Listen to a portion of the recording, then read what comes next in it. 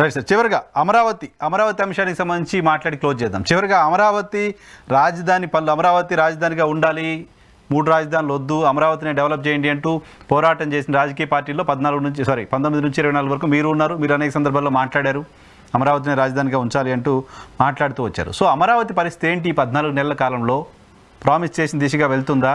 నిర్మాణం పూర్తవుతుందా? అయ్యే పరిస్థితి కనపడుతోందా? ఇప్పుడు తెలంగాణ మామూలుగా రాజధాని అంటే ప్రధానంగా ఏమి? 1 సచివాలయము, 2 అసెంబ్లీ, 3 హైకోర్టు, 4 రాజభవనం. దీన్ని జనరల్ గా వచ్చేసి దీంట్లో ప్రధానమైనది సచివాలయం. ఎక్కడ సచివాలయం ఉంటే దాన్ని రాజధాని అంటారు. పరిపాలనా భవనాలు అంతే. పరిపాలనా భవనం. ఇప్పుడు కొన్ని చోట్ల హైకోర్టు సచివాలయం అట్లా ఉంటుంది, హైకోర్టు 14 చోట్ల వేరే చోట్ల ఉన్నాయి. కాబట్టి ఇక్కడ ప్రధానమైనది రాష్ట్ర సచివాలయం. అసెంబ్లీలు కూడా 3-4 రాష్ట్రాల్లో 2 అసెంబ్లీలు ఉన్నాయి, కానీ సచివాలయం మాత్రం ఒకటే ఉంది ఇక్కడ. కాబట్టి సచివాలయం, తెలంగాణ సచివాలయము నాకు తెలిసి ఉన్నంతలో ఒక బ్రహ్మాండమైన సచివాలయం. తెలంగాణ సచివాలయము దేశంలోనే ఒక బ్రహ్మాండమైన సచివాలయం. కేవలం 2 నెలల్లో పూర్తయింది. 2021లో ప్రారంభించారు, 23కి అయిపోయింది. దాని ఖర్చు కూడా 960 కోట్లు ఎంతో, అంతే. 400 కోట్లతో మొదలు పెట్టారు, 650-700 కోట్లు కంప్లీట్ అయిపోయింది అంతే. మరి అలాంటిది చంద్రబాబు నాయుడు గారు జగన్ పక్కన పెడదాం, 2019 జగన్ వచ్చేసి ఆయన 3 రాజధానులు పక్కన పెడదాం. మరి ఈయన 2014 నుంచి 2019 వరకు ఏం చేసినట్టు?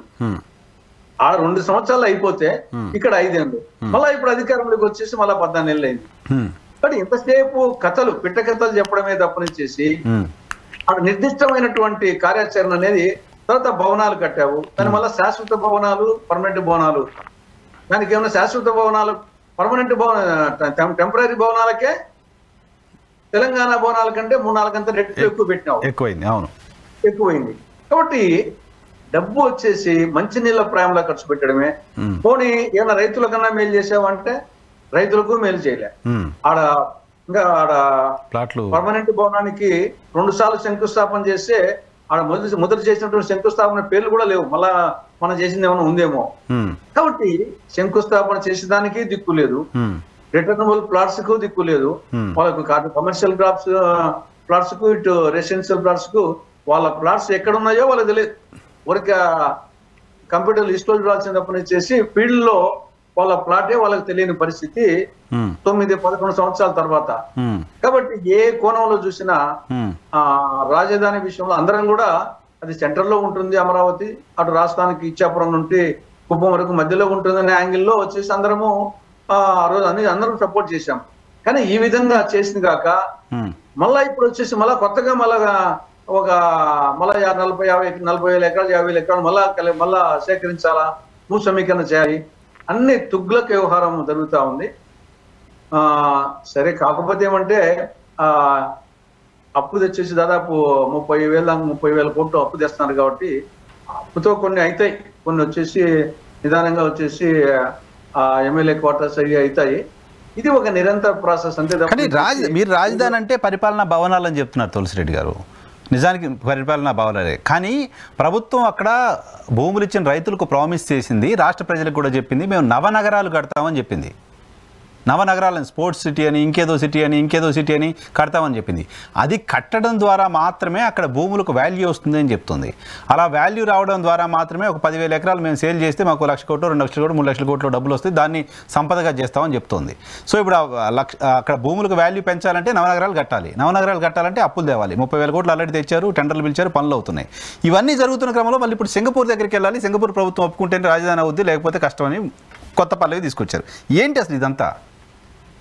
ఇప్పుడు మీరు చెప్పినట్లు ఎట్టుందంటే ఇది ఒక సన్యాసి సంసారం అన్నాడంట. సన్యాసి సంసారం ఏంటంటే అప్పుడప్పుడు అక్కడ బిచ్చాటనికి పోయి కొంత అన్నం తెచ్చుకునేవాడు. ఆడ ఒక స్థితి ఒక ఎలుక వచ్చి అప్పుడప్పుడు అన్నం తినేదంట. ఆ ఎలుక కోసం అని చెప్పేసి పిల్లిని తెచ్చుకున్నాడంట. పిల్లి కోసం వచ్చేసి పాలు కావాలా కాదని ఒక బెరెన్ తెచ్చాడంట. ఆ బెరెన్ మేపాలి కదా అని ఒక లేడీని తెచ్చాడంట. ఆ లేడీతో సంసారం చేసి బిడ్డ పుట్టిందంట.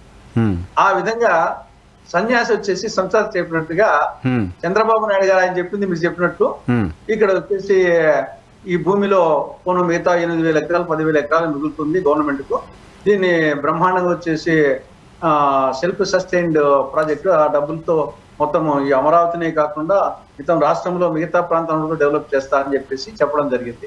ఇప్పుడేమంటున్నాడు, లేదు లేదు ఇప్పుడు డెవలప్ కావాలంటే పక్కన వచ్చేసి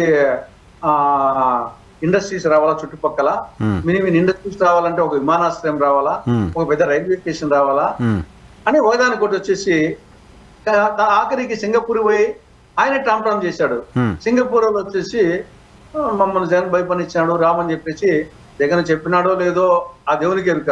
ఈయన టామ్ చేశాడు, సింగపూర్ లో రారంట, కారణం ఇదంట అని మిగతా ఇన్వెస్టర్స్ కూడా పెట్టుబడిదారులు కూడా ఈయన టామ్ చేశాడు. రావద్దని కొద్దిగా పిలుసు అడ్డుకు రావద్దని చెప్పేసి తెనాల రామలింగం అని సామెత వచ్చేసింది. తెనాల రామలింగం వచ్చేసి కృష్ణరాజు పాలు ఇస్తే కాలే పాలు పెడితే పిల్లి పరిగెత్తిపోయింది. ఆ రోజు నుంచి పాలు పెడితే పిల్లి పరిగెత్తపోతాది. ఆ విధంగా వచ్చేసి చంద్రబాబు నాయుడు గారి వ్యాఖ్యలతో పెట్టుబడిదారులు వచ్చేసి ఎవరు రాకుండా ఆయన అమరావతికి పెద్ద హాని ఆయన చేస్తున్నారు. కాబట్టి ఏదో మీరు చెప్పినట్లు కొన్నాళ్ళ పాటు ఆ తాత్కాలిక భవనాలు ఉంటే పరిపాలన జరుగుతుంది.